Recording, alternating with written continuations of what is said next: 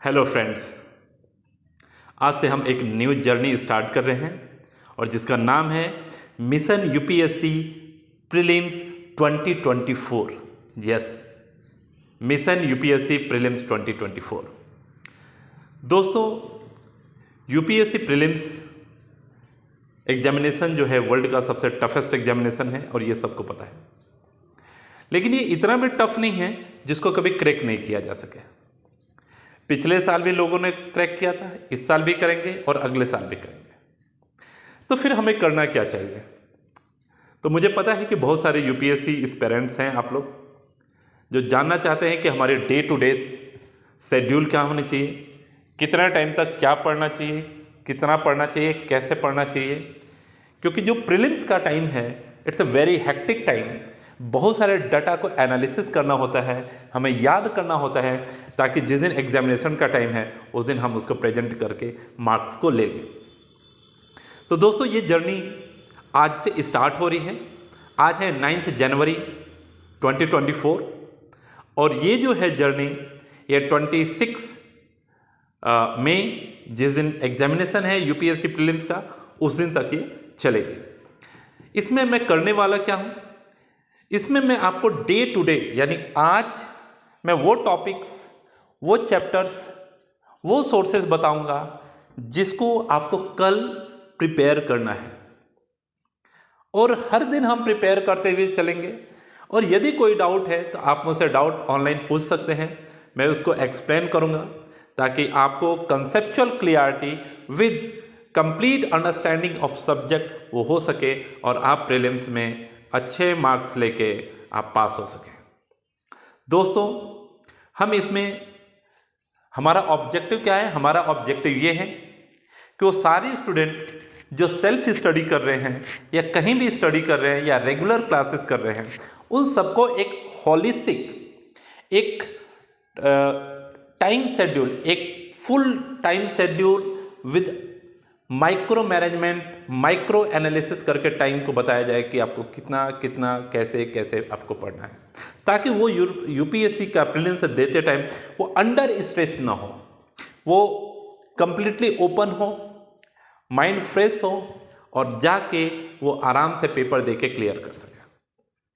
दोस्तों, आज का जो टॉपिक है मैं पॉलिटी से स्टार्ट कर रहा हूँ।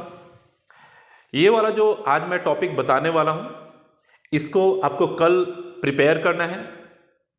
मैं आपको टॉपिक्स बताऊंगा, सोर्स बताऊंगा, कितना पढ़ना है ये भी बताऊंगा, कैसे पढ़ना है ये भी बताऊंगा और मैं कुछ हिंट्स भी दूंगा जिससे कि आप समझ सके कि यूपीएससी का प्रीलिम्स कैसे क्रैक होगा और किस टाइप के क्वेश्चंस आने वाले हैं। तो देखते हैं दोस्तों, 10 जनवरी 2024 टॉपिक है, पॉलिटी सब्जेक्ट है और टॉपिक मैं ले रखा हूं constitutional development regulating act 1773 to government of India act 1947। ये सबको पता है कि ये हिस्टोरिकल बैकग्राउंड है कॉन्स्टिट्यूशन का। एंड इसी के साथ making of the constitution, constitution, constitutionalism, constitutional morality, then constitutional government, then constituent assembly, drafting committee, important member of the constituent assembly। ये सारे जो टॉपिक्स मैंने बताए ये आते हैं हिस्टोरिकल अंडरपिनिंग्स के अंदर। हिस्टोरिकल अंडरपिनिंग्स जो हैं इसमें स्टार्ट होता है रेगुलेटिंग एक्ट 1773 से।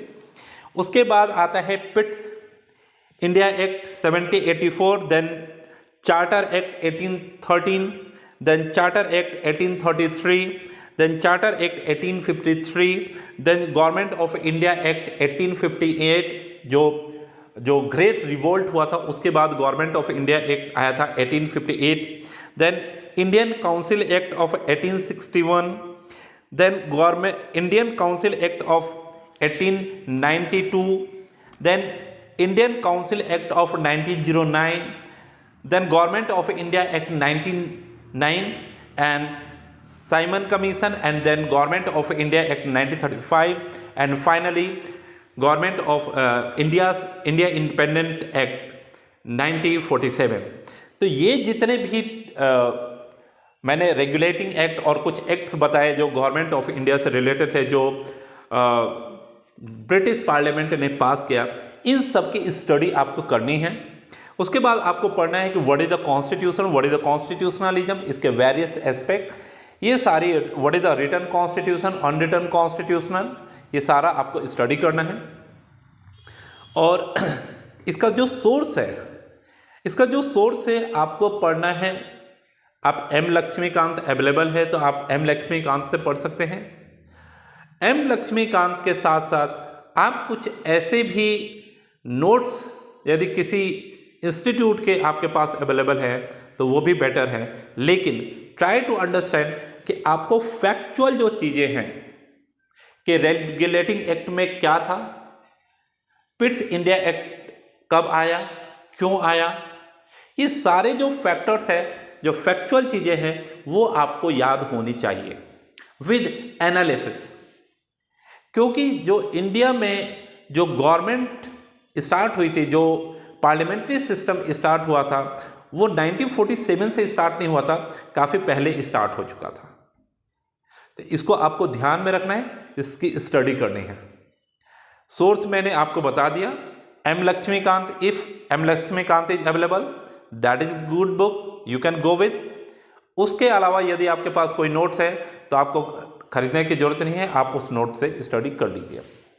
स्टडी की जो टाइमिंग है वो है 3 आवर्स की।